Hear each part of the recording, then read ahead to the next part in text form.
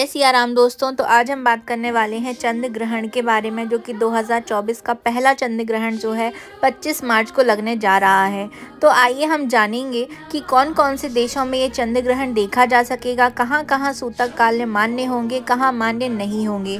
तो भारत में ये दिखेगा कि नहीं दिखेगा, ये भी हम जानेंगे इस वीडियो में। और ये भी जानेंगे कि जो अगर सूतक काल है तो फिर आपको पूर्णिमा का जो स्नान है वो कब आपको करना है। तो चलिए शुरुआत करते हैं।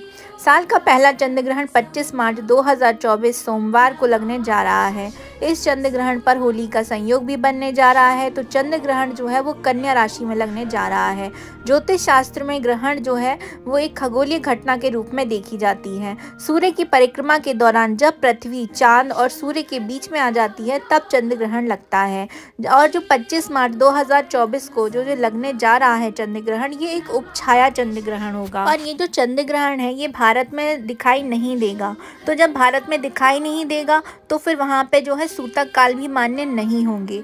तो जो पूर्णिमासी का आपका जो स्नान का समय है वो एज इट इज़ रहने वाला है। तो आप सुबह जो है 12 बजे से पहले स्नान कर लीजिए। और ब्रह्म मुहूर्त का स्नान ही जो है सबसे ज़्यादा फलदायी माना जाता है। तो अब ये बात उठती है कि कौन कौन से ऐसे देश हैं जहाँ पर ये चंद्र ग्रहण जो है विजिबल होगा, यानी कि दिखाई देने वाला है। तो सबसे पहले जान लेते हैं कि साल का जो पहला चंद्र ग्रहण है वो सोमवार को सुबह 10:30 से शुरू होगा और इसका जो समापन है वो 3:02 पर दोपहर के समय पर समापन इसका होने वाला है। तो चंद्र ग्रहण के जो सूतक काल है वो 9 घंटे पहले से ही लग जाते हैं। तो इस समय के अनुसार आप जिस कंट्री में रह रहे हो उस कंट्री के अकॉर्डिंग आप अपने सूतक कालों को जो है कैलकुलेट कर सकते हैं। तो चंद्र ग्रहण की जो कुल अवधि रहने वाली है वो रहने वाली है 4 घंटे 36 मिनट की। इस बार जो है उपछाया चंद्र ग्रहण लगने जा रहा है। तो उपछाया चंद्र ग्रहण क्या होता है? उपछाया चंद्र ग्रहण तब होता है जब चंद्रमा पृथ्वी की छाया के हल्के बाहरी हिस्से पेनुम्ब्रा से होकर के गुजरती है। तो अच्छी बात यह है कि भारत के किसी भी हिस्से में ये चंद्र ग्रहण जो है मान्य नहीं है, तो इसका सूतक काल भी मान्य नहीं होगा। तो होली का जो अवसर है, आपका होली का जो त्योहार है, उस पर जो है इस चंद्र ग्रहण का कोई प्रभाव नहीं पड़ने वाला है। ये जो चंद्र ग्रहण है अब हम जानेंगे कि ये किन किन देशों में दिखाई देने वाला है। तो ये जो है उत्तर और पूर्व एशिया के देशों में, यूरोप में, उत्तरी और दक्षिणी अमेरिका में, प्रशांत महासागर में, अफ्रीका में, ऑस्ट्रेलिया में, जापान में, इटली में, पुर्तगाल में, आयरलैंड में, ऐसे काफ़ी सारे देश हैं जो जहाँ पर ये देखा जा सकेगा। स्विट्ज़रलैंड, फ्रांस, नीदरलैंड और जापान, जर्मनी, रशिया, पुर्तगाल, नॉर्वे, साउथ नॉर्वे, इन सब में जो है ये चंद्र ग्रहण जो है देखा जा सकेगा। तो यहाँ पर सूतक काल भी मान्य किए जाएंगे। तो जो जहाँ पर भी रह रहा हो, जिस भी कंट्री में रह रहा हो, तो वो इस कैलकुलेशन के अकॉर्डिंग जो है अपना सूतक काल को कैलकुलेट करें।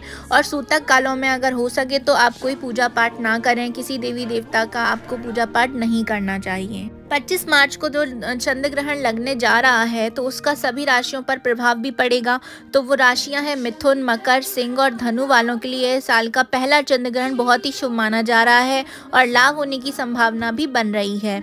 इसके अलावा यह चंद्र ग्रहण मेष, कर्क, कन्या और कुंभ राशि वालों के लिए अशुभ माना जा रहा है। चलिए अब हम जानेंगे कि चंद्र ग्रहण के दौरान हमको क्या नहीं करना चाहिए। तो चंद्र ग्रहण के दौरान आपको क्रोध नहीं करना है। क्रोध करने से अगले जो है 15 दिन आपके लिए खतरनाक हो सकते हैं। तो चंद्र ग्रहण के दौरान आपको भोजन भी ग्रहण नहीं करना है, साथ ही पूजा पाठ करना भी वर्जित माना जाता है।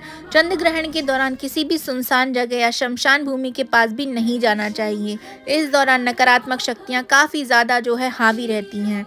चंद्र ग्रहण के दौरान व्यक्ति को किसी भी नए काम की शुरुआत नहीं करना चाहिए। माना जाता है कि ग्रहण के दौरान नकारात्मक ऊर्जा अधिक रहती है। ग्रहण की अवधि में पति पत्नी को शारीरिक संबंध भी नहीं बनाने चाहिए। ऐसा करने से आपके घर की सुख शांति खराब हो सकती है। तो फिर हम चंद्र ग्रहण के दौरान क्या क्या करें? तो चंद्र ग्रहण के दौरान सिर्फ भगवान के मंत्रों का आप जप कर सकते हैं, जो कि 10 गुना ज़्यादा फलदायी माना जाता है। चंद्र ग्रहण के बाद शुद्ध जल से स्नान करके गरीबों को दान करना चाहिए। चंद्र ग्रहण के बाद पूरे घर को शुद्ध करना चाहिए गंगा जल से। ऐसा करने से घर की सभी नकारात्मक शक्तियाँ दूर हो जाती हैं। ग्रहण के समय गायों को घास, पक्षियों को अन्न, जरूरतमंदों को वस्त्र दान देने से आपका जो पुण्य है वो कई गुना ज़्यादा बढ़ करके आपको मिलता है। चंद्र ग्रहण के दौरान अगर हो सके तो आप चंद्र ग्रहण के रिलेटेड जो मंत्र हैं वो कर सकते हैं। आप चंद्र चालीसा कर सकते हैं। आप भगवान शिव के मंत्रों का जाप भी कर सकते हैं। और जिनकी भी कुंडलियों में चंद्र देवता अशुभ प्रभाव दे रहे हो उन लोगों को तो खास तौर पर जो है बाहर बिल्कुल भी नहीं निकलना चाहिए चंद्र ग्रहण के दौरान। चंद्र ग्रहण के दौरान आप जितनी भी पूजा पाठ करते हैं या मंत्र जाप करते हैं, जितना भी आप भजन करते हैं, तो आप सबको ये विशेष तौर पर ध्यान रखना चाहिए कि इस दौरान आप जो भी मंत्र जाप, जो भी पूजा पाठ, जो भी अनुष्ठान करते हैं उसका आपको कई हजार लाखों गुना ज़्यादा फल मिलता है। जी हाँ, आप जो नॉर्मल डे पर जो भी आप पूजा पाठ करते हैं उसका आपको इतना लाभ नहीं मिलता है जितना चंद्र ग्रहण के दौरान आप कोई भी जो है मंत्र का जाप करते हैं तो उसका तुरंत ही लाभ आपको देखने को मिलता है। तो इसीलिए यदि आप अपने घर पर हैं चंद्र ग्रहण के दौरान, वैसे तो आपको घर पर ही रहना चाहिए, लेकिन अगर आपको किसी काम से बाहर भी जाना हो रहा है तो आप अपने मन में जो है मंत्रों का जाप निरंतर करते रहिए। ये आपको बहुत ज़्यादा फलदायी प्रदान करेंगे।